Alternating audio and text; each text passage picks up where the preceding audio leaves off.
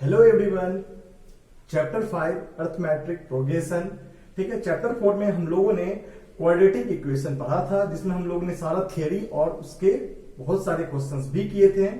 आज हम लोग एपी पढ़ेंगे, अर्थमेट्रिक प्रोग्रेशन। ये स्टार्ट करने से पहले मैं ये बता दूं कि ये प्रोग्रेशन ये 3 टाइप के होते हैं। ठीक है, हम लोगों को जैसे हम लोग 10th क्लास में एपी पढ़ना है एंड 11th 12th में हम लोग जीपी और एचपी भी पढ़ना है। तो हम लोग देख लेते हैं 3 टाइप के कौन हो गए। ये एपी है, ठीक है, arithmetic progression, then GP, then HP. ठीक है, ये 3 टाइप के प्रोग्रेशन होंगे, arithmetic progression, geometric progression and harmonic progression. ठीक है, तो मैं यहां नोट डाउन कर दे रहा हूं। एपी अर्थमेटिक प्रोग्रेशन पता ही है, ये क्या हो गया, जियोमेट्रिक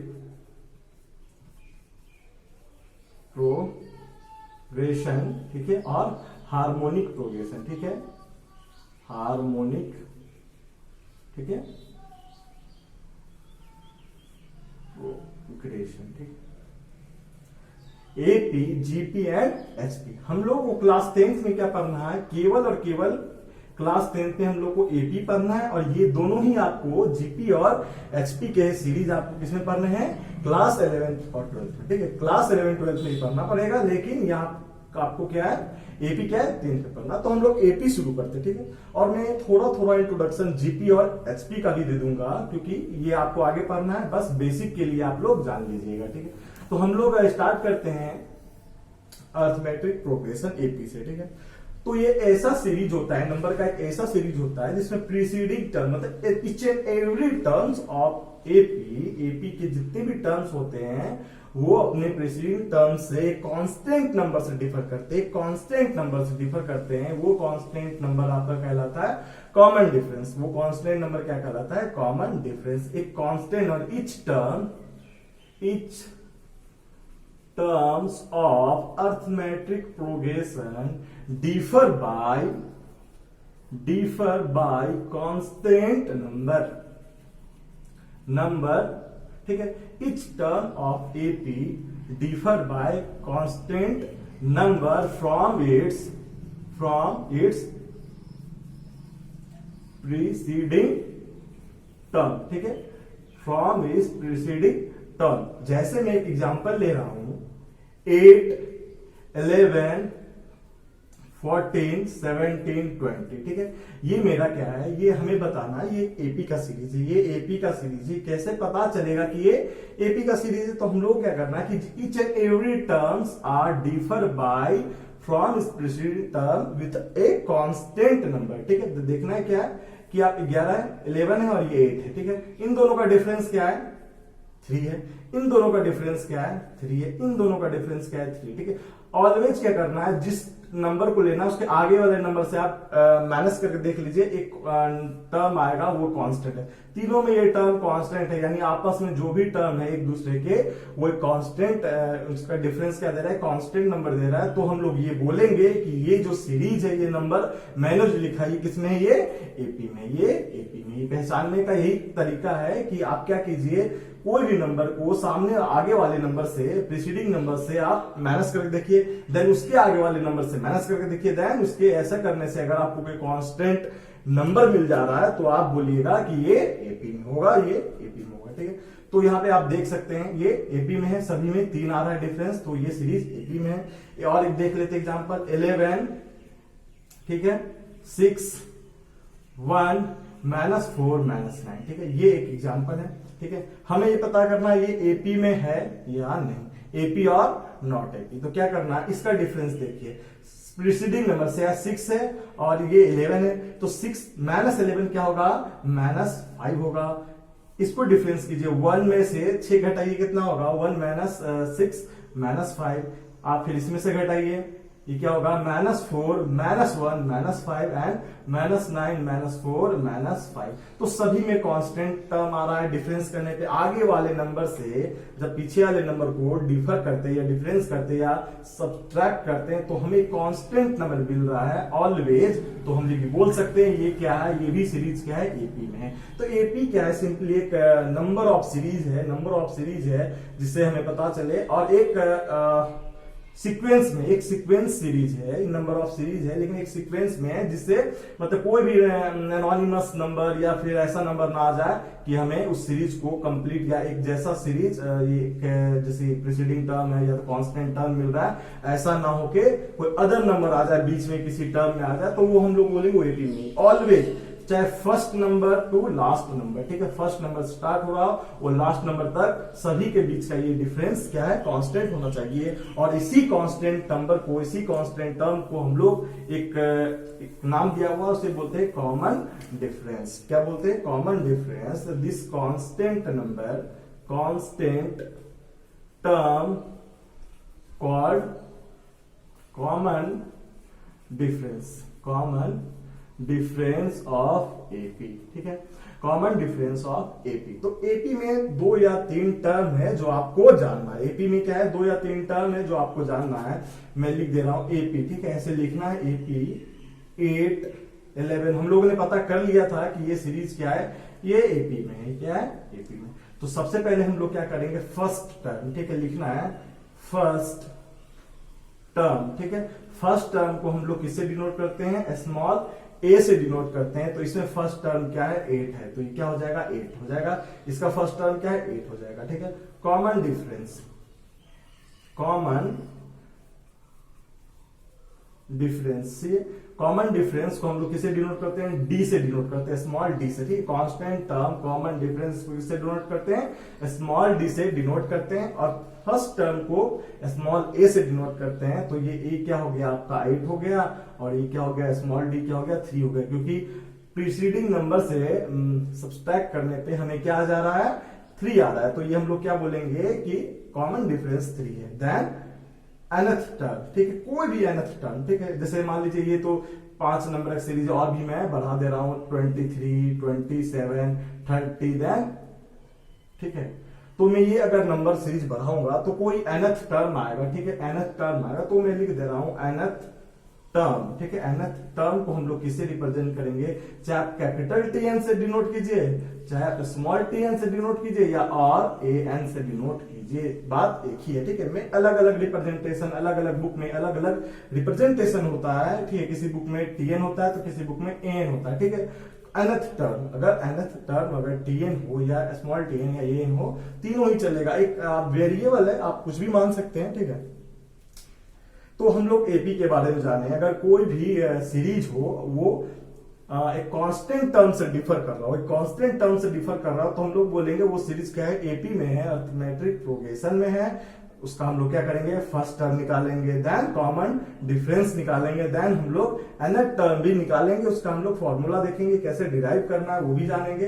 तो हम लोग एपी का एक बेसिक डिफिनेशन हम लोग को पता चल गया है कि एपी अगर कोई सीरीज है तो हमें पहचान लेंगे कि ये कोई भी सीरीज, नंबर का एक सीरीज दिया हुआ, वो एपी में, अरिथमेटिक प्रोग्रेशन में है या फिर वो नहीं है, किसी और में, ठीक है। तो हम लोग थोड़ा सा इंट्रोडक्शन हम लोग देते हैं जीपी का, जियोमेट्रिक प्रोग्रेशन, ठीक है। जीपी का देख लेते हैं, जियोमेट्रिक प्रोग्रेशन। जीपी में क्या होता है, मैं एग्जाम्पल के थ्रू आपको समझा दे रहा हूं। ये क्या होता है, इसमें क्या है? एडिशन था, सब्सट्रैक्शन था, डिफरेंस देख रहे थे। इसमें क्या देखेंगे? प्रोडक्ट का देखेंगे। इसमें प्रोडक्ट यानी मल्टीप्लाई, ठीक है। जैसे एक सीरीज, मैं एक सीरीज लिख रहा हूं, आपको पता चलेगा 2 है, 2 स्क्वायर, 2 क्यूब, 2 का पावर 4, 2 का पावर 5, ठीक है। तो ये क्या है? ये जो ईच एंड एवरी टर्म है अपने प्रीसीडिंग टर्म से 2 के प्रोडक्ट से डिफर कर रहा है। अगर इसमें 2 मल्टीप्लाई, फर्स्ट टर्म में 2 मल्टीप्लाई कर दे तो क्या हो जाएगा? 2 स्क्वायर। इस टर्म में 2 मल्टीप्लाई कर दे तो क्या हो जाएगा? 2 क्यूब। इस टर्म में 2 मल्टीप्लाई कर दे तो क्या हो जाएगा? 2 का पावर 4। और इस टर्म में हो जाएगा क्या? 2 का पावर 5। तो यहां भी एक कॉमन टर्म है, इसे कांस्टेंट टर्म है। उस कांस्टेंट टर्म क्या है? 2 है, ठीक है। तो ये कांस्टेंट टर्म क्या आपका? 2 है, 2 है। सिमिलरली तो हम लोग इस तरह से पहचान लेंगे, अगर कोई भी नंबर पूरे सीरीज में मल्टीप्लाई हो तो हम लोग कह देंगे कि ये जो सीरीज है वो जीपी में है, ठीक है। और हम लोग देखते हैं एचपी, ठीक है, हार्मोनिक प्रोग्रेशन, ठीक है। ये एपी से अटैच है। क्या है? एपी और जीपी एक दूसरे के साथ अटैच है। अगर कोई सीरीज, मान लीजिए A B C D E, ठीक है, अगर ये 5 टर्म्स का सीरीज है, ये क्या है? एपी में। ये क्या है? एपी में है। तो 1/a, 1/b, 1/c, 1/d, 1/e क्या होगा आपका एचपी में होगा। ठीक है, अगर हमें पता चल जाए एक सीरीज एपी में है तो उसका रेसिप्रोकल क्या होगा, वो एचपी में होगा, ये बात कंफर्म है। ठीक है, तो हम लोग देख के कोई भी सीरीज आ गया, कोई एक सीरीज आ गया तो हम लोग बता देंगे कि कौन सा नंबर एपी में है, कौन सा जीपी में है और कौन सा एचपी में है। ठीक है, मेनली हम लोग को पढ़ना क्या है, एपी पढ़ना है, अर्थमेटिक प्रोग्रेशन पढ़ना है, तो हम लोग वापस उस दर की ओर चलते हैं। ठीक है, ये सब हम लोगों को नहीं पढ़ना है, 11th में आप लोगों को पढ़ाया जाएगा या हमारे चैनल पे ही 11th 12th के सारे सब्जेक्ट्स और क्लासेस भी शुरू हैं। ठीक है, मेरा चैनल का नाम सक्सेस फ्लाई है, आप लोग देख सकते हैं। इस पे आपके ना कि 10th बोर्ड, 11th और 12th बोर्ड और IIT जेई की भी पढ़ाई होती है। ठीक है, तो आप वहां से जाके 11th और 12th के क्लासेस ले सकते हैं। तो हम लोग कुछ टर्म के बारे में देखते हैं। ठीक है, एक एपी है, एपी है। अगर पहला टर्म बोला मैंने, एपी का पहला टर्म क्या होता है, ए होता है। फर्स्ट टर्म को किसे डिनोट करते हैं, ए से। सेकेंड टर्म क्या होगा, एक कांस्टेंट नंबर से डिफर करेगा तो ए प्लस में डी लिख देता हूं। ठीक है, ए प्लस डी, यानी आप डिफरेंस क्या हो गया, स्मॉल डी। जो डिफरेंस होता है वही होगा ना। अगर आप एक टर्म लिखना चाह रहे हैं, जस्ट पहले वाले टर्म से के बाद दूसरा टर्म लिखिएगा, वो कितने से डिफर करेगा, अपने कॉमन डिफरेंस से ही ना डिफर करेगा। तो ये अगर ए है तो ये क्या होगा, ए प्लस डी। अगर ये ए प्लस डी है तो ये क्या होगा, ए प्लस 2d होगा, क्योंकि ये इससे स्मॉल डी से डिफर करेगा, कॉमन डिफरेंस से डिफर करेगा। ये इसके स्मॉल डी से डिफरेंस डिफर किया। अब ये क्या होगा, ए प्लस 3d। ठीक है, और ए प्लस 4d, ऐसा करते करते ए प्लस एन। ठीक है, तो एन टर्म्स हैं, मान लीजिए कितनी भी टर्म्स हो, एन टर्म मैंने लिख दिया, कोई भी एन टर्म हो तो आपका ये है। तो फर्स्ट टर्म मैं लिख सकता हूं FIR, first term small a equals to a plus 1 minus 1 into d. ठीक है, तो अगर पहला टर्म है ए है तो, या A1 है, ए है तो 1 माइनस 1 डी। सेकेंड टर्म क्या हो जाएगा आपका, a प्लस डी। ठीक है, अब समझ में आएगा आपको। देखिए ये a प्लस डी है तो मैं लिख सकता हूं a प्लस, सेकेंड टर्म है यानी ये क्या आपका T1 हो गया, ये T2 हो गया। तो T1 जो था, अगर T1 था तो a प्लस ये 1 है, 1 माइनस 1 इंटू डी, तो आपका क्या आ जाएगा, ये आ जाएगा। T2 है तो a plus 2 minus 1 into D. T3 रहेगा यानी थर्ड टर्म रहेगा तो क्या लिखूंगा, a प्लस 2d। ठीक है, तो ये a प्लस 2d कैसा आएगा, a प्लस 3 है यहाँ पे, तो 3 माइनस 1 इंटू डी। तो जो भी टर्म लिखना है, फर्स्ट टर्म हो तो 1 है तो 1 माइनस डी, T2 है तो 2 माइनस 1, यानी ये माइनस 1 तो सब में रहेगा, लेकिन जो टर्म निकालना है वो यहाँ पे आपको रखना है। तो अगर मैं बोलूं Tn, ठीक है, nth टर्म, ठीक है, nth टर्म, तो a plus n into d. ठीक है, ये नहीं होगा, आप देख लीजिए, मैं बता रहा हूं। nth टर्म, ठीक है, तो nth टर्म में क्या, यहाँ 3 था तो यहाँ पे 3 हुआ, यहाँ 2 था तो यहाँ 2 हुआ, तो a प्लस n है तो n माइनस 1 इंटू डी।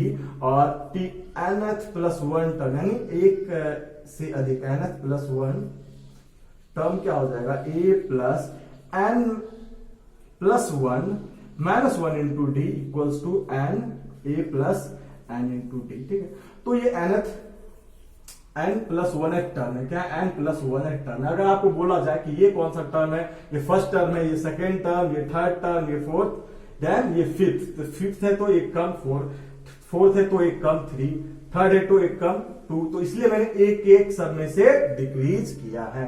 तो आप देख सकते हैं कि अगर मैं nth टर्म निकालूं, किसी भी एपी का कौन सा टर्म nth टर्म निकालूं, तो क्या होगा, a plus n minus 1 into D. D क्या आपका कॉमन डिफरेंस है, ये आपका एपी है, आप देख सकते हैं सबका डिफरेंस क्या ए डी है, इसके बीच का डिफरेंस डी है, इसके बीच का डिफरेंस डी है, तो ये एपी में है। Then first term, second term, third term and nth term आपका a plus n minus 1 into d आपका आ गया है। ठीक है, तो में ये एक फॉर्मूला है आपका, आपको याद रखना है, nth टर्म Tn। ठीक है, Tn लिखिए या आप An लिखिए, बात देखिए, An equals to a plus n minus 1 into d. ठीक है, तो ये आपको हमेशा याद रखना, ये वेरी इंपॉर्टेंट है। मैंने डिराइव कर दिया है, लेकिन आपको डिराइव नहीं करना है, डायरेक्ट इसका यूज कीजिए और क्वेश्चन सॉल्व करने हैं। कुछ क्वेश्चन हम लोग देख सकते हैं इस पे। ठीक है, 3 5 7 9 11 डैश डैश डैश, ठीक है। तो ये आपका एक एपी है। मैंने बोल दिया है कि ये क्या है, एपी में है। अगर आपको चेक करना, आप चेक कर सकते हैं कितना का डिफरेंस है, 2 का, इसमें 2 का, इसमें 2 का, इसमें 2 का, और ये डैश डैश मतलब जैसा एज इट इज है आगे भी वैसा ही रहेगा। तो इसका मतलब सभी का कॉमन, ये कॉमन डिफरेंस क्या आ गया, इसका 2 आ गया। तो क्वेश्चंस एपी का आते ही आपको पहला 2 काम ये करना है, तो आपको फर्स्ट टर्म लिख लेना है। First term a equals to 3, common difference d equals to 2। तो मैंने ये 2 काम कर लिया है। अब हमें क्या निकालना, पूछा जा रहा है आपको t16 निकालना, यानी 60th टर्म, ठीक है। 16वां टर्म निकालना, 60th टर्म निकालना। तो वो क्या होगा, ये आपसे पूछा गया, ठीक है। ये आपसे पूछा गया, आप क्या कीजिएगा, आपको a पता है, आपको स्मॉल d पता है, कॉमन डिफरेंस पता है। तो t16 क्या होगा, 16 तो एक कम, यानी a plus 16 minus 1 into d, ठीक है। तो a क्या है आपका 3 है, ये क्या हो जाएगा 15 हो जाएगा, ये क्या हो जाएगा 2 हो जाएगा, तो क्या हो गया आपका 33, ठीक है। तो 68 टर्म क्या है, 16वां टर्म क्या हो जाएगा आपका 33 हो जाएगा, ठीक है। ये 68 टर्म है, ठीक है। तो आपको ये करना है कि फर्स्ट टर्म लिखना है, देन कॉमन डिफरेंस लिखना है, देन आपको जो भी पूछा गया है, अगर जो भी टर्म पूछा गया है, ये कौन सा टर्म है ये, तो आप इस तरह से निकाल लीजिएगा।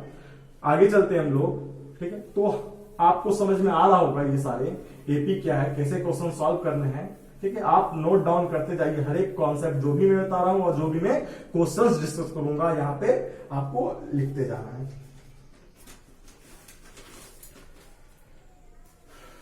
कुछ क्वेश्चंस हम लोग देख लेते हैं। एपी है -5/2 0 5/2, ठीक है। तो ये आपके क्वेश्चंस है, ठीक है। ये क्वेश्चंस है, आपको क्या करना है, मैंने बताया था पहले एपी आए तो 2 काम करना है। फर्स्ट टर्म लिखना है, first term a equals to क्या हो -5, स्मॉल डी यानी कॉमन डिफरेंस क्या है आपका, कोई भी 2 को घटा दो, कोई भी 2 को, यानी अगर मैं इस दोनों को चूज कर लू, या इस दोनों को चूज कर लू, या इस दोनों को चूज कर लू, कोई प्रॉब्लम नहीं है।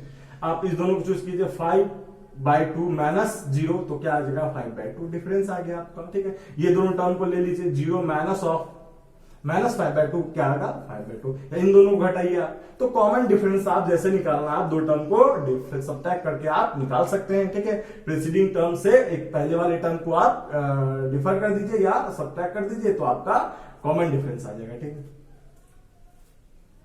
आपसे पूछा गया है a 25th यानी 25वां टर्म, 25th टर्म में क्या होगा। अगर ये आपका एपी है तो 25th टर्म क्या होगा, मैंने ए बताया, मैंने डी बताया, अब मैं a 25 निकालने जा रहा हूं। तो a प्लस 25 यानी हमारा फॉर्मूला क्या होता था, n-1 इंटू डी। यहाँ पे n क्या है 25 है, यहाँ पे n रहता था तो मैं n लिखता था, यहाँ n रहता था तो मैं n-1 लिखता था। अगर n अगर 25 रहेगा तो मैं क्या लिखूंगा, a प्लस 25 -1 इंटू डी। यहाँ पे a क्या है आपका -5 है, प्लस ये क्या है 24 है, और d क्या है 5/2 है, ठीक है। तो क्या हो गया -5 प्लस 60 इक्वल्स टू 55। तो आपका 25th टर्म आप आ गया है, आप देख सकते हैं। तो क्वेश्चंस इजी होंगे, एपी के क्वेश्चंस इजी होंगे। थोड़े से लैंग्वेज अगर क्वेश्चन टफ भी होगा तो क्या होगा, लैंग्वेज का इशू होगा, वरना क्वेश्चंस एपी के सबसे इजी होते हैं और बनते हैं, सभी से बनते हैं, ठीक है। आगे क्वेश्चंस में बताऊंगा, आपको लगेगा भी कि ये वेरी इजी चैप्टर है। Find a and b, a और बी निकालना है, that a and b such that find a and b such that number a 9 b 25 from AP, ठीक है। आपको क्या करना है, ये AP का सीरीज है, मैं सॉल्यूशन कर रहा हूं, देखिए आप। AP है, AP क्या है, A है 9 है, B है 25 है, ठीक है। ये क्या है AP में है। आपको क्या करना है, A और B निकालना, A और B निकालना। आप जान रहे हैं इसका डिफरेंस और इसका डिफरेंस तीनों ही क्या होगा, सेम होगा। तीनों ही क्या होगा, सेम होगा। तो मैं लिख सकता हूं 9 माइनस ए, 9 में से ए गया, वो क्या होगा, equals to b minus 9 equals to 25 minus d. ठीक है, तो ये सारे के जो भी तीनों टर्म दिए मैंने, ये सभी क्या होंगे, इक्वल्स होंगे। तो मैं इन दो टर्म को मैं इक्वल करूं, b minus 9 equals to 25 minus b। ठीक है, ये b इधर आके 2b हो जाएगा, और ये 25 में अगर 9 ऐड होगा तो क्या होगा, 34, देन b इक्वल्स टू 17। तो b का वैल्यू आ गया 17। अब इन दोनों का आप एक कीजिए, 9 minus a equals to 17 minus 9 क्या होगा, 8। ठीक है, तो 9 माइनस ए इक्वल्स टू 8, तो a इक्वल्स टू क्या हो गया, आपका 1 आ गया। ठीक है, a इक्वल्स टू 1 आ गया, तो आपका ये 1 है, ये 9 है, ये 17 है, ये 25। तो कॉमन डिफरेंस क्या हो गया आपका, a यानी b, यानी b का 17 b है, तो कॉमन डिफरेंस आ गया आपका 8 आ गया। देखिए 1 में 8 ऐड कीजिए 9 होगा, 9 में 8 ऐड कीजिए 17 होगा, 17 में 8 ऐड कीजिए तो 25 होता। सब में कॉमन डिफर क्या गया, कॉमन डिफरेंस क्या हो गया, 8 हो गया। तो हम लोग यहां से a निकाल लिए, a क्या हो गया आपका 1 हो गया। ठीक है, b है आपका 17 हो गया, फर्स्ट टर्म भी आपका यही हो गया, एंड कॉमन डिफरेंस d क्या हो गया आपका 8 हो गया। तो आप कोई भी कैसा भी क्वेश्चन हो आप निकाल सकते हैं, अगर आपको कॉन्सेप्ट एपी के पता हो। ठीक है, एपी का कॉन्सेप्ट पता हो, फॉर्मूला भी है, लेकिन वो फॉर्मूला आप डिराइव भी कर सकते हैं। ठीक है, आगे चलते हैं, हम लोग कुछ क्वेश्चंस और देखेंगे। Which term of AP, which term of AP 3, 8, 13, 18, ठीक है, is 88। कौन सा टर्म है इस एपी का जो क्या होगा 88 के बराबर होगा, तो हम लोग देखेंगे। पहले एपी क्या है मेरा, एपी है 3 है, 8 है, 13 है, 18 है, ठीक है। कौन सा टर्म है जो 88 बराबर होगा, मान लिया मैंने nth टर्म। ठीक है, suppose nth term is 88, that is a nth equal to 88। मैंने nth टर्म को माना 88, तो मैं लिख सकता हूं a n इक्वल्स टू 88। तो a n इक्वल्स टू 88 है, तो मैं लिख सकता हूं इसे a plus n minus 1 into d. ठीक है, तो सबसे पहले मैंने बताया था आपको दो काम करने हैं। ये अगर एपी है तो आपको a लिख लेना, a इक्वल्स टू क्या है 3 है। दूसरा कॉमन डिफरेंस d क्या है आपका, कॉमन डिफरेंस d आप माइनस कीजिए तो क्या आ जाएगा 5। तो आपका आ गया है 88 equals to 5, 3 plus n minus 1 into 5। ये डिफर होगा तो 85 होगा, और ये n माइनस 1 इंटू 5,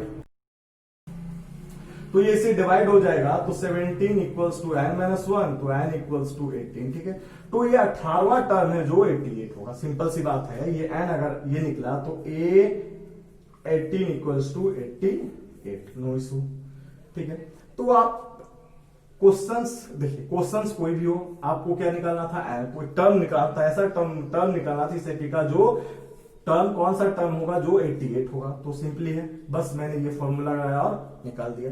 तो आपको भी यही करना है, एक फॉर्मूला ये और दो फॉर्मूला मैं और बताऊंगा, वो याद रखना है। एपी में सारे के सारे क्वेश्चंस बनेंगे, और थोड़ा सा ही लॉजिक यूज करना है, और जितने भी क्वेश्चन एपी के सारे क्वेश्चंस बनेंगे। ठीक है, तो एक और क्वेश्चन हम लोग देखते हैं। ठीक है, एक दो क्वेश्चन और देखेंगे। तो ये प्रैक्टिस का है। ठीक है, आप इसमें ज्यादा थ्योरी नहीं है, कुछ फॉर्मूले, कुछ कॉन्सेप्ट है, थोड़े कॉन्सेप्ट है, और 2-4 फॉर्मूले हैं, और बाकी क्या केवल प्रैक्टिस करनी। ठीक है, अच्छे क्वेश्चन है, अच्छे क्वेश्चन करवाऊंगा मैं, और उन्हें प्रैक्टिस करना है केवल।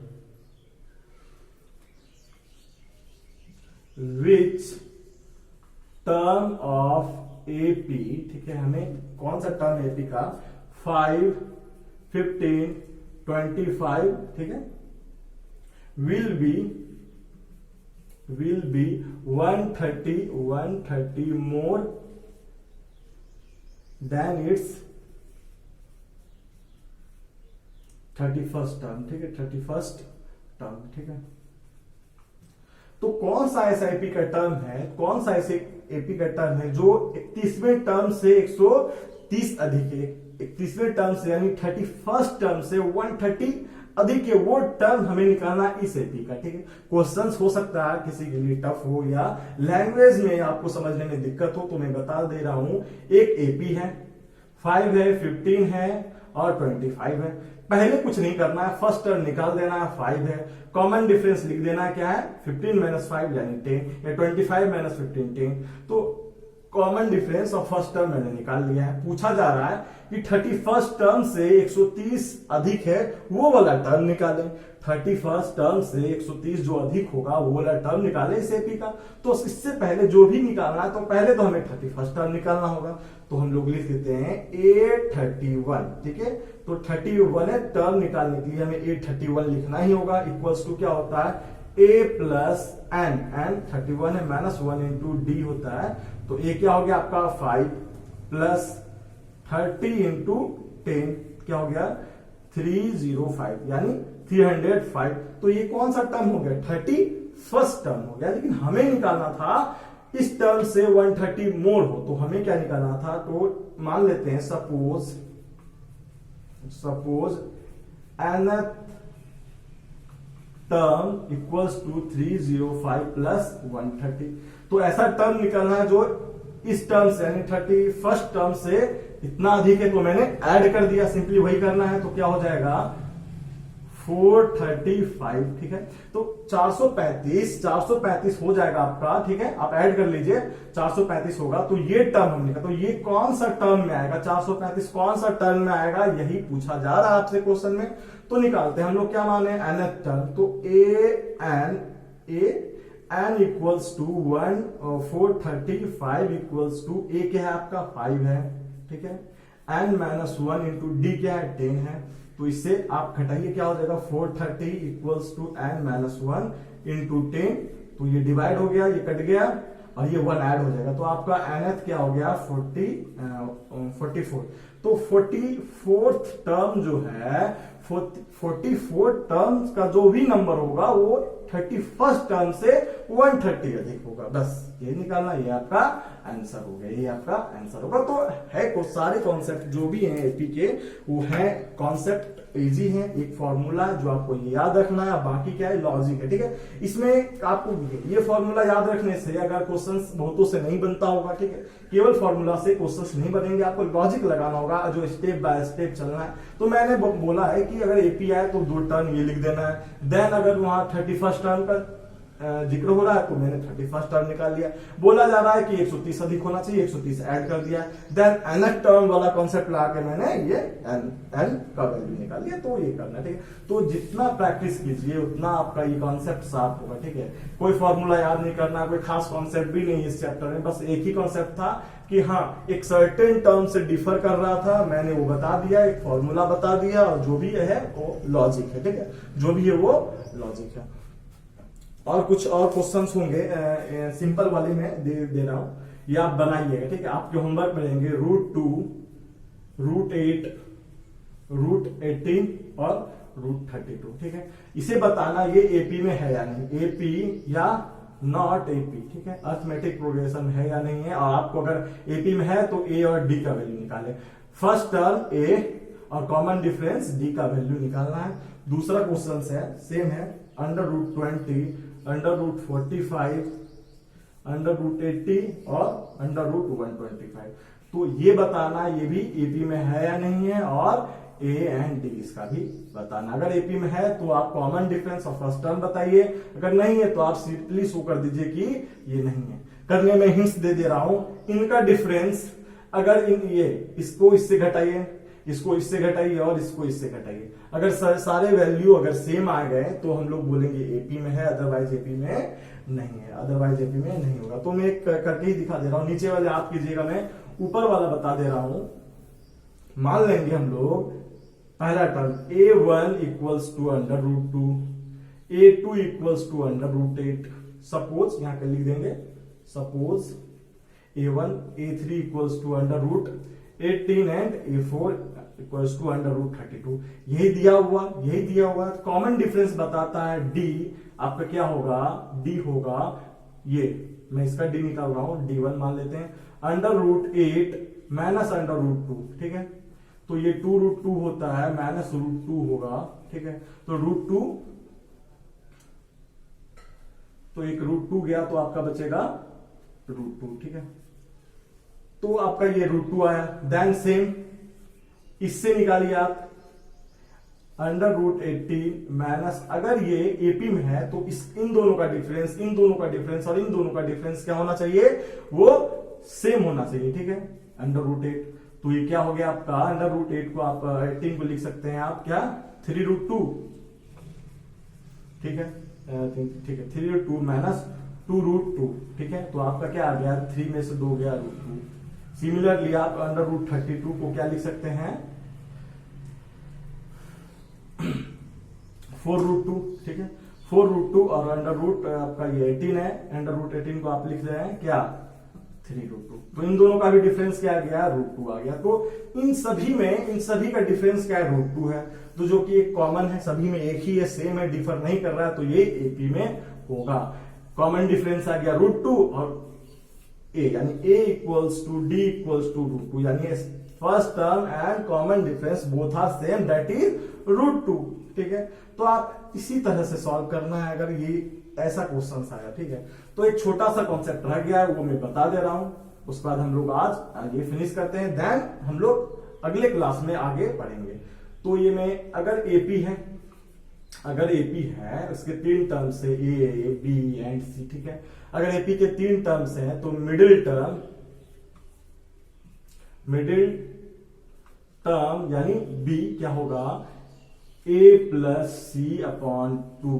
ठीक है, a+c/2 आप करके देख लीजिए। इन दोनों का डिफरेंस, अगर ये एपी में है, इन दोनों का डिफरेंस और इन दोनों का डिफरेंस क्या होना चाहिए, कॉमन होना चाहिए। अगर ये एपी में है तो इन दोनों का डिफरेंस और इन दोनों का डिफरेंस क्या होना चाहिए, कॉमन में होना चाहिए, तो एक होना चाहिए, सेम होना चाहिए। तो मैं लिख सकता हूं b - a, यानी इससे इसको घटाया, that is common difference small d equals to this minus this, दोनों सेम होगा तभी तो एपी में होगा, तो c - b। ठीक है, तो दोनों तरफ 2b हो गया, b को ले आया और ये a+c, then b equals to a+c/2। ठीक है, तो आ गया ना मेरा, अगर a b c अगर एपी में है तो मिडिल टर्म b को हम लोग क्या लिख सकते हैं, a और c के टर्म में a+c/2, दिस प्लस दिस/2। ठीक है, तो ये क्या होगा, एक तरह से मिडिल टर्म हो जाएगा, मिड पॉइंट हो जाएगा ए और सी के बीच का। ठीक है, तो इतना ही आज के लिए। ठीक है, नेक्स्ट क्लास में हम लोग मिलेंगे। तो हम मेरे चैनल पे आपको बोर्ड और 11th 12th board 10th board IIT JEE की तैयारी होती है, IIT JEE मेंस और एडवांस सभी की। तो आप जो भी इन चीजों की प्रिपरेशन कर रहे हैं वो हमारे चैनल को लाइक कर दे, सब्सक्राइब करें और अपने फ्रेंड्स को भी भेजें। ठीक है, अगर वीडियो में कोई लेक्चर में कोई इशू है या आपको कोई एडवाइस देना हो या आपको समझ में नहीं आया हो, कोई क्वेश्चंस हो, तो आप मेरे कमेंट बॉक्स में आप कमेंट कीजिए, मैं रिप्लाई जरूर करूंगा। Thank you. अगर ये लेक्चर आपको यूजफुल लगे तो लाइक और शेयर जरूर करें।